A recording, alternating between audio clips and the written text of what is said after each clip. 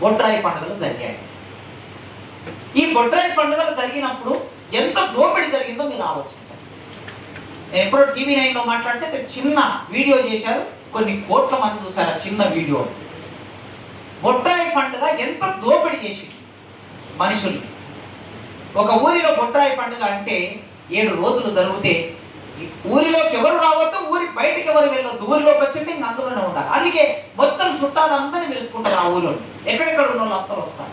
ఒక వారం 10 రోజులు ఆ ఇంట్లో ఇక తాగడం తినటం ఇక కొనసాగుతూ ఉంటుంది. బంధువులు లేకలేక వచ్చారు కనుక ఈ ప్రాసెస్ మొత్తం జరగడానికి ఇంటింటి మీద ఊరిలో 5,000 10,000 వసూలు చేసి, ఒక్కొక్క ఇంటికి 5,000 నుంచి 10,000 వసూలు చేసిన గ్రామాలను కూడా చూశాను నేను. మొత్తం ₹1 కోటి, 2 కోట్లు, 3 కోట్లు, 10 కోట్లు వసూలు చేసి బొడ్రాయి పండుగ నడిపారు. ఇది బాగానే ఉంది. బొడ్రాయి ఒక విశ్వాసం, బొడ్రాయి ఒక నమ్మకం.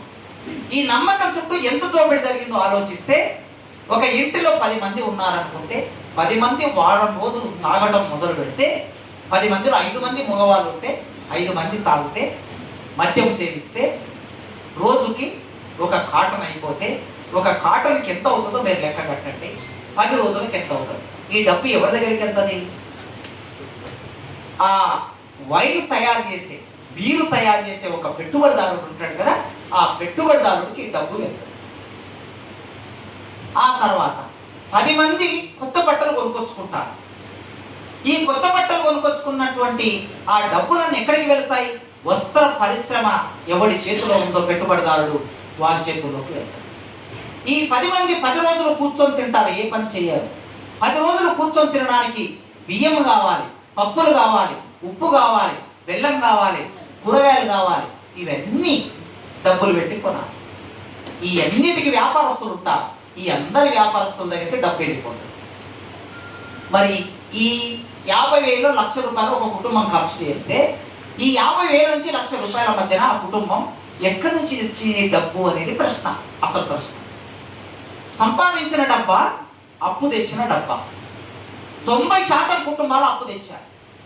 90%. నేను నమూనాగా ఆంధ్ర ప్రాంతంలో ఒక 5-6 విలేజ్లను, తెలంగాణ ప్రాంతంలో ఒక 5-6 విలేజ్లను తీసుకొని ఒక సర్వే చేయించారు.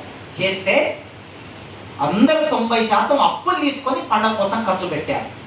₹1,00,000 అప్పు చేసి పండగ కోసం ఖర్చు పెడితే డబ్బంతా ఎవరి చేతులకు వెళ్ళింది? పెట్టుబడిదారు చేతులకు వెళ్ళింది. భగవంతునికి భక్తునికి అనుసంధానం అనేది అంబికా దర్బార్ భక్తి అనేది నినాదం. ఇది నినాదం. ఇది కొన్ని సంవత్సరాల పాటు నేను చిన్నగా ఉన్నప్పటి నుంచి ఇప్పటి వరకు వింటున్నాను. ఈ నినాదం వెనుక అంబికా దర్బార్ భక్తి అనే ఒక పెట్టుబడిదారుడు ఉన్నాడు. ఈ పెట్టుబడిదారుడు తన పెట్టుబడిని పెట్టి లాభాలు సమకూర్చుకోవడానికి భగవంతునికి భక్తునికి మధ్యన లంకె గురించాడు.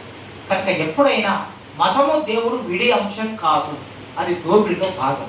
అది నేను అర్థం చేసుకున్నాను. మార్క్సిస్టు పరిభాషలో నాకు ఇట్లా అర్థమైంది. అందుకే జయగోపాల్ గారికి మాకు ఒక వివాదం నడుస్తూ ఉండేది. నాస్తిక రామకృష్ణ గారు ఉండేవారు గుంటూరు దగ్గర.